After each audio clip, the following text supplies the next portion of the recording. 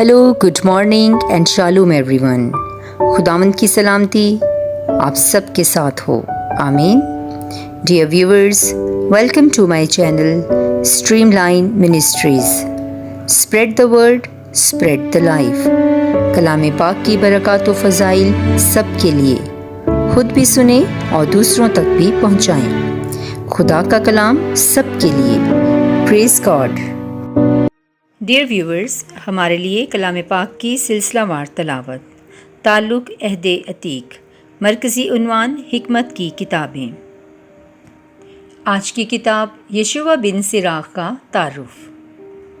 19ویں صدی کے اختتام تک اس کتاب کا صرف یونانی ترجمہ موجود تھا، لیکن 1896 اور 19ویں صدی عیسوی کے درمیان اور 1931ویں صدی عیسوی میں عبرانی متن کی 2/3 مل گئیں جو یونانی ترجمہ سے متفق ہے۔ یشوع بن الیعزر بن سراغ یروشلمی نے اس کتاب کو تقریباً 200 کافمیم میں بزبان عبرانی تالیف کیا اور اس کے پوتے نے اس کا یونانی زبان میں ترجمہ کیا۔ اس کتاب میں الہی حکمت اور بشری اخلاق کی تعلیم دی گئی ہے اور یہودیوں کی تواریخ میں سے اعلیٰ نمونے پیش کیے گئے ہیں۔ پہلے زمانے میں یہ کتاب 9 مریدوں کو دی جاتی تھی تاکہ اسے پڑھ کر ہر مسیحی نیکی پر عمل کرنے کا طریقہ سیکھ جائے، اور اسی سبب سے یونانی اور لاطینی زبانوں میں اس کا اکلیسیاسٹکس یعنی کلیسیا کی خاص کتاب کہلاتی ہے۔ مقدمہ۔ بہت سی اور بڑی باتوں کا علم ہمیں شریعت اور انبیاء اور ان کے تابعین کے ذریعہ سے ملا ہے، اس لیے واجب ہے کہ تعلیم اور حکمت کے باعث اسرائیل کی تعریف کی جائے اور کہ پڑھنے والے نہ صرف خود ماہرین بن جائیں بلکہ باہر کے لوگوں کو بھی تقریر و تحریر کے ذریعہ سے فائدہ پہنچائیں۔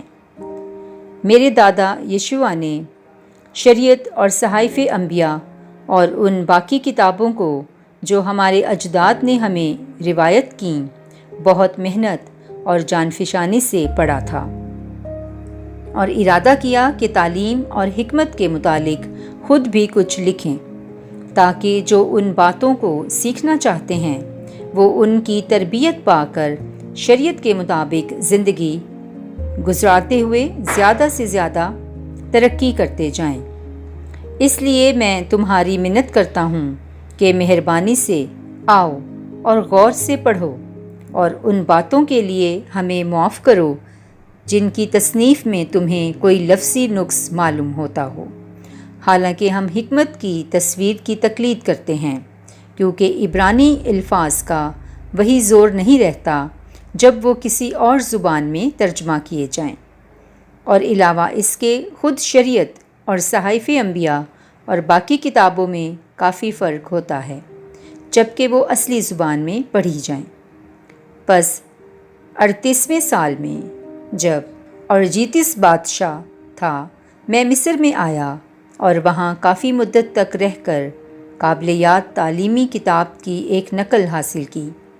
اس لیے میں نے یہ مناسب اور واجب سمجھا کہ اس کتاب کے ترجمہ کرنے میں کچھ محنت اور مشقت اٹھاؤں، اور میں نے بہت جانفشانی اور مطالعہ کے ساتھ کچھ عرصے میں اس کتاب کو ختم کیا، اور اب ان کی خدمت میں پیش کرتا ہوں جو اپنی مسافرت کی سرزمین میں بھی تربیت پانے کے خواہاں ہیں تاکہ اپنی روش درست کر کے شریعت کے مطابق اپنی زندگی گزار سکیں۔ A reading from the book of Sirach.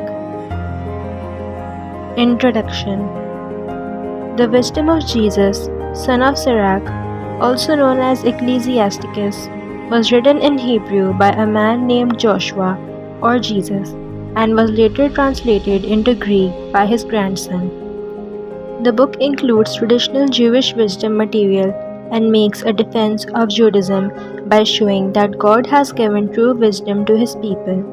Many subjects of a religious, moral, and practical nature are presented, sometimes at length, and sometimes in short proverbial sayings. Forward. The law, the prophets, and the later writers have left us a wealth of valuable teachings, and we should praise Israel for the instruction and wisdom they provide. But it is not enough that those who read them should gain understanding for themselves. Anyone who values learning should be able to help others by what he himself says and writes. That is why my grandfather Jesus devoted himself to reading the law, the prophets, and the other books of our ancestors. After he had mastered them, he was led to write a book of his own in order to share his wisdom and learning with others, so that anyone who shared his love for learning should have his book available as well, and be all the more able to live according to the law. Let me urge you, then, to read this book carefully and with an open mind, and please be patient in those places where, in spite of all my diligent efforts, I may not have translated some phrases very well. What was originally written in Hebrew does not always have exactly the same sense when it is translated into another language. That is true not only of this book, but even of the law itself, the prophets, and the other books. The translations differ quite a bit from the original.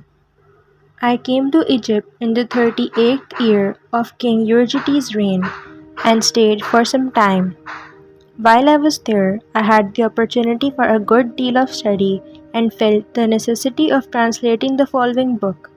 I wanted to use all my diligence and skill to complete it and make it available for all those living in foreign lands who wish to learn and who have the strength of character to live by the law of Moses.